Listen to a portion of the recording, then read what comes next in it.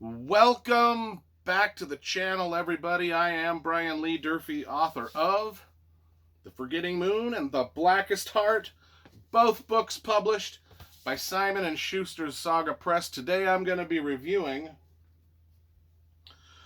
Black Sun Rising by C.S. Friedman.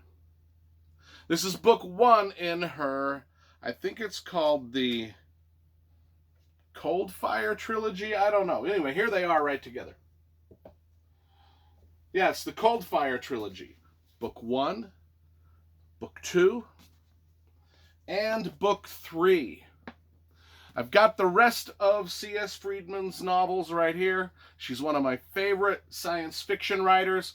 In fact, the science fiction writer I compare most to Frank Herbert, just writing style and scope of world building and the way she does her characters. If you love Dune, you're going to love everything C.S. Friedman writes. Now, this trilogy, which is the first trilogy I'm going to review of all of her books, is more of a science fantasy trilogy. I'd say that it's like 75% fantasy. I don't know the math. 25% science fiction. But let's get into the covers first, because you know I love graphic design and cover illustration. So we've got a great cover done by the legend Michael Whelan. He did the covers for all three of the books in the trilogy. They're just dope. They're just some of his best work ever. And he did most of her other covers too. So he's, Daw Books, they do great covers, and they release great books from great writers. This one came out in 1999. So let's talk about it. I said it was like 75% fantasy, 25% science fiction. Let's get into that. Now, it starts with a chilling prologue involving human sacrifice, which was very gothic, very grim, and very cool.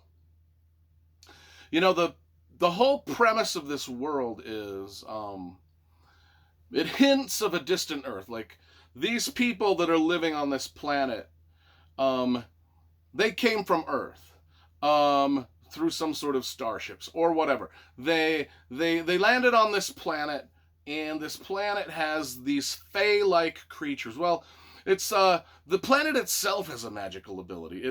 It can take your dreams and turn them into reality. It's a force that preys upon humans through their dreams, making those dreams reality. I mean, literally, the dreams become real. And the reason I say it's the planet has the sort of the magic. It's it's got a lot of volcanoes. Volcanoes, magic, fae, dreams. People are trying to live on a planet where all this stuff is going on. And if you want to know what the world building is like, consider sort of a medieval fantasy land combined with like Bram Stoker's Dracula, and you've kind of got it. I mean, there are demons and vampires and monsters and whatever your dreams conjure up. It's just crazy. And then there's just hints. Every once in a while, there's just hints of modern technology, like the technology brought from Earth to this planet. It's kind of like, it really reminds me of, because it is a medieval setting. Like, most of that technology has just been lost, forgotten, this, that, and the other. It reminded me a lot of Gene Wolfe's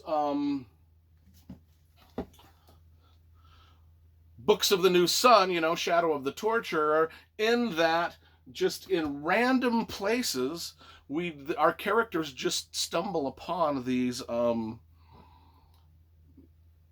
Earth technologies, and and they expect it. It's kind of like they know it's there. They kind of know somewhat what it is and what it does, and it's just weird. It's like you're in a kind of like this medieval, gothic fantasy land on this planet with random modern technologies just sort of showing up here and there, in shops or just out in the wilderness.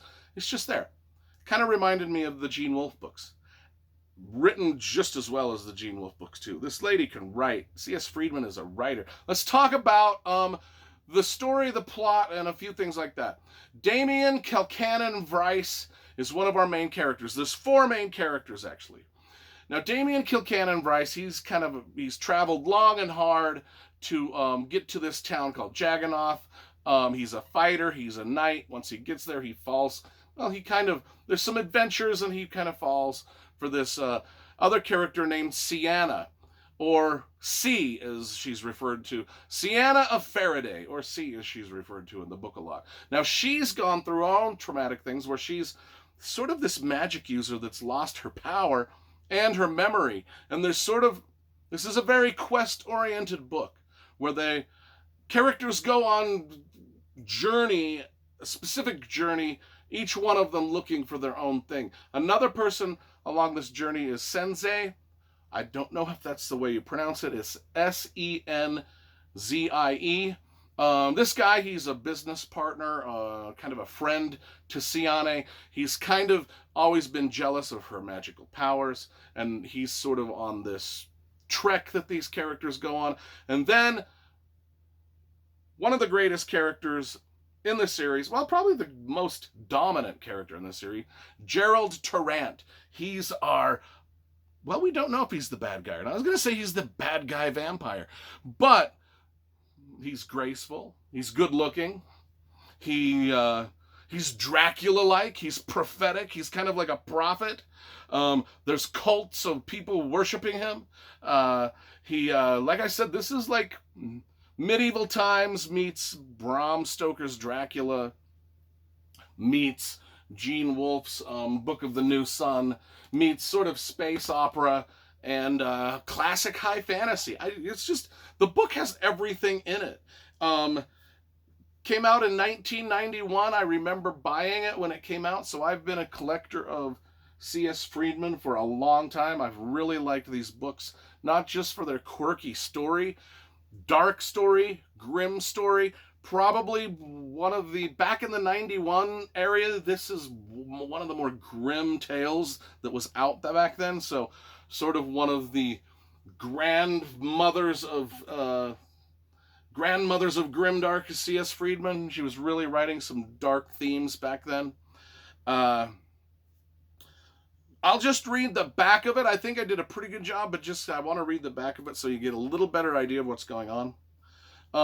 Over a millennia ago, Erna, a seismically active yet beautiful world, was settled by colonists from Earth.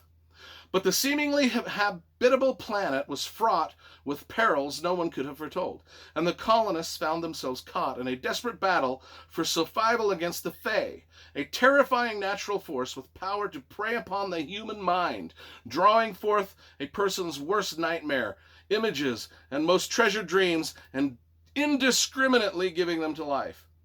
Well, 12 centuries after the first colonist arrived, mankind has achieved an uneasy stalemate, and human sorcerers manipulate the Fae for their own profit, little realizing the demonic forces which feed upon such efforts are rapidly gaining in strength. Now as the hordes of the dark Fae multiply, 4 people, a priest, an adept, an apprentice, and a sorcerer, and I told you who those 4 people were, are about to be drawn into an inexorable together for a mission which will force them to confront evil beyond their imaginations, yada, yada, yada. They go on a lot of quests. This is basically a quest novel. This is basically like a Fellowship of the Ring quest novel. We go out into this world that C.S. Friedman has created with our 4 characters. Sometimes they're all 4 together. Sometimes they split off and branch off into different adventures. But it's all just bizarro stuff. It's just bizarre. It's like fantasy world meets bizarro land, dark, vampire, gothic coolness, just all balled up and rolled into one, with your occasional, cell phone sitting out there they didn't have cell phones, and you know what I'm saying, just the occasional modern technology just sort of drifting in and out. One of my favorite series of all time. I'm not going to deny it. If you saw my review, my top 40 favorite fantasy series of all time, you know this finished pretty high on that list. So I'm going to give Black Sun Rising, book number 1 in the series, a Very enthusiastic. 9.5 out of 10. It is just that good.